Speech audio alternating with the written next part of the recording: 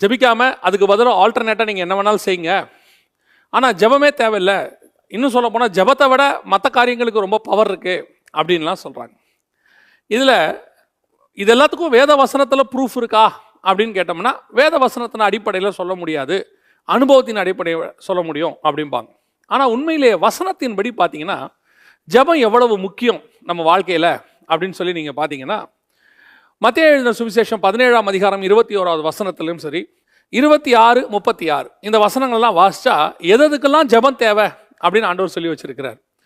முதல்ல ஜெபத்தை நீங்கள் எடுத்துக்கிட்டீங்கன்னா இயேசுவே ஜெபிக்கிறார். இருட்டோடே எழுந்திரிச்சு போய் ஜெபம் பண்ணாருன்னு மார்க் எழுதின சுவிசேஷத்தில் இருக்கு. அதிகாலையில் அவர் ஜெபம் பண்ணாரு அப்படின்னு சொல்லி மத்தேயுல இருக்கு. ஏசாயா 54 தனிப்பட்ட முறையில் அவர் தேவனோடு கூட ஜெபம் பண்ணாரு அப்படின்னு இருக்கு. இப்படி இயேசு கிறிஸ்துவே ஜெபத்தில் தான் அவருடைய ஊழியத்தை செஞ்சிருக்கிறார். ஜெபம் எவ்வளோ முக்கியம் என்பதை நமக்கு காட்டியிருக்கு.